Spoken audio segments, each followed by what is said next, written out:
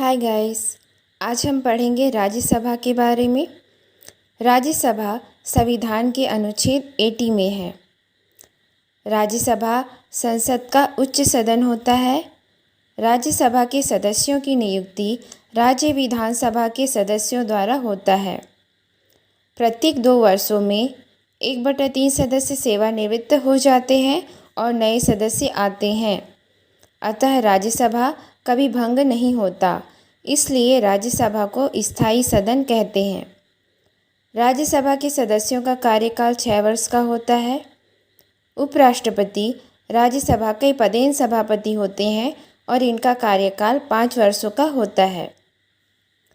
उपराष्ट्रपति इनका कार्यकाल 5 वर्षों का होता है और ये पदेन सभापति होते हैं राज्यसभा के। राज्यसभा के अन्य सदस्यों का कार्यकाल 6 वर्ष का होता है और प्रत्येक 2 वर्षों में 1/3 सदस्य सेवानिवृत्त होते हैं।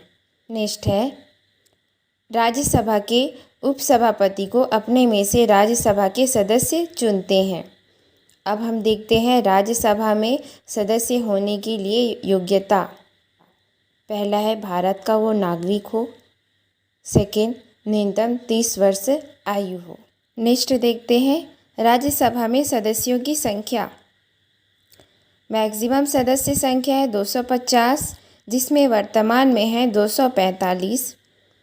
इस 245 में से अधिकतम चुने जा सकते हैं 233, जो कि राज्यों और केंद्र शासित प्रदेश से है, और 12 जो है वो राष्ट्रपति द्वारा चुने जाते हैं, जो कि कला, विज्ञान, साहित्य और समाज के क्षेत्र से चुने जाते हैं।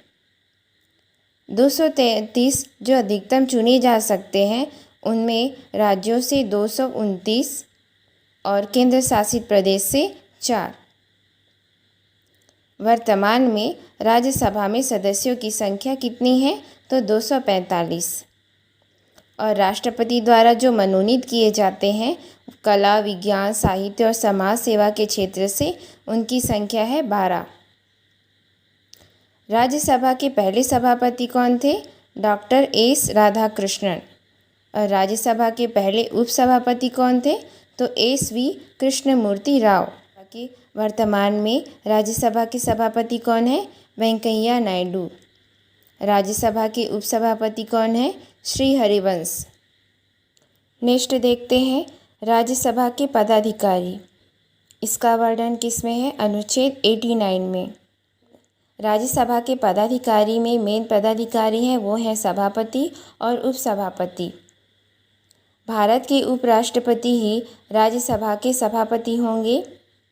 सभापति मतलब उपराष्ट्रपति, जो कि संसद के सदस्य नहीं होते। सभापति की अनुपस्थिति में उपसभापति उनका कार्य करेंगे। सभापति उपराष्ट्रपति। सभापति अपना त्यागपत्र राष्ट्रपति को देंगे और उपसभापति अपना त्यागपत्र सभापति को देते हैं। वर्तमान समय में राज्यसभा के सभापति कौन है? वेंकैया नायडू। वर्तमान समय में राज्यसभा के उपसभापति हैं हरिवंश नारायण सिंह। नेक्स्ट देखते हैं संसद के सत्र। पहला है बजट सत्र, ये होता है फरवरी से मई के बीच में। सेकेंड है मानसून सत्र, ये होता है जुलाई से सितंबर के बीच में।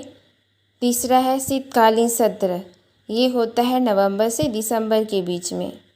नेक्स्ट हम यहाँ लोकसभा और राज्यसभा को कंपेयर करके पढ़ेंगे तो हमें जल्दी से याद होगा। तो यहाँ हम देखेंगे लोकसभा और राज्यसभा। पहला पॉइंट है अनुच्छेद। लोकसभा अनुच्छेद 81 में है और राज्यसभा अनुच्छेद 80 में है। नेक्स्ट देखते हैं कार्यकाल। लोकसभा का कार्यकाल 5 साल का होता है और राज्यसभा का कार्यकाल 6 साल का होता है सदस्यों का, और उपराष्ट्रपति का 5 वर्ष का। नेक्स्ट है भंग। लोकसभा को भंग किया जा सकता है और राज्यसभा को भंग नहीं किया जा सकता। योग्यता देखते हैं। लोकसभा में सदस्य बनने के लिए योग्यता है, पहला है वो भारत का नागरिक हो, दूसरा आयु सीमा 25 वर्ष हो, तीसरा सरकार के किसी लाभ के पद पर ना हो, चौथा पागल व दिवालिया ना हो। वही राज्यसभा में देखते हैं तो योग्यता होनी चाहिए कि वो भारत का नागरिक हो, आयु 30 वर्ष हो, सरकार के किसी लाभ के पद पर ना हो, पागल व दिवालिया ना हो। नेक्स्ट पॉइंट देखते हैं चुनाव। लोकसभा में प्रत्यक्ष चुनाव होता है, चुनाव में जनता भाग लेती है। और राज्यसभा में अप्रत्यक्ष चुनाव होता है, चुनाव में विधायक एमएलए भाग लेते हैं।